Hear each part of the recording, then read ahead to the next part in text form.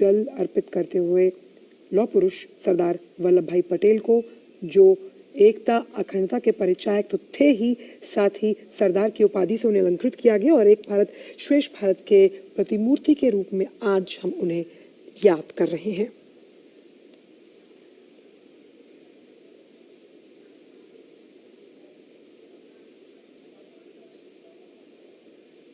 सरदार वल्लभ भाई पटेल उन महान नेताओं और स्वतंत्रता सेनानियों में से एक, जिनके योगदान को आज़ादी के बाद भी भुलाया नहीं जा सकता और उन्हें भारत का लौह पुरुष, भारत का बिस्मार्क जिस तरह से कहा जाता है, युवाओं का आह्वान करने वाले, साथ ही साथ अन्याय के विरुद्ध खड़ा रहने की जो एक विशिष्ट हम मान सकते हैं उनमें क्वालिटी थी, जिसको लगातार उन्होंने ये कहा कि कैसे भारत को डायलॉग के जरिए, कूटनीति के जरिए, कॉन्फिडेंस बिल्डिंग मेजर्स के जरिए एकता के सूत्र में पिरोया जा सकता है।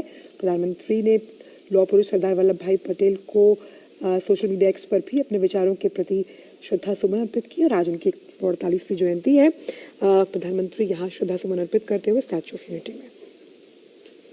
ये अद्भुत और विहंगम दृश्य आप देख रहे हैं स्टैच्यू ऑफ यूनिटी गुजरात, जो कि एकता नगर, और ये विहंगम दृश्य आप देख रहे हैं पुष्पांजलि सीधे आसमान से हेलीकॉप्टर्स के जरिए विश्व की सबसे बड़ी मूर्ति पर श्रद्धा सुमन अर्पित करने का कार्यक्रम राष्ट्र की ओर से, कृतज्ञ राष्ट्र की ओर से उस तपस्वी को एक नमन, पुष्पांजलि के तौर पर। यह देखिए अद्भुत विहंगम दृश्य। बिल्कुल, और जिस तरह से पंक्तियों के जरिए हम लगातार उनके वक्तव्यों को, कथनों को, उनके विचारों को आपसे साझा कर रहे हैं, तो हृदय कोमल आवाज में सिंह सी दहाड़ थी।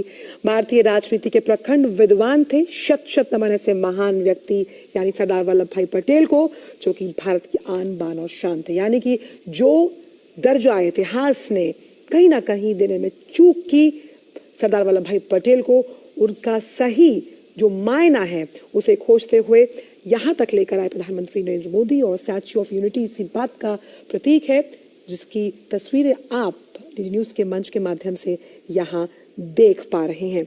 और इसी विश्वास के साथ लगातार आगे बढ़ते हुए प्रधानमंत्री की कैसे जब हम बात करते हैं स्टैच्यू ऑफ यूनिटी की तो कोई कॉपीराइट नहीं है। उन्होंने अपने एक वक्तव्य में कहा था, ये एकता का प्रतीक है जो समावेशी, सुदृढ़ भारत के सर्वांगीण विकास का एक परिचायक है, और इसीलिए ये वो रास्ता प्रशस्त करता है जब हम बात करते हैं उस स्वर्णिम काल की, हम बात करते हैं आत्मनिर्भर भारत की, हम बात करते हैं अमृत काल की। और उस अमृत काल में आज जिस तरह से मेरी माटी मेरा देश अभियान उसका समापन है।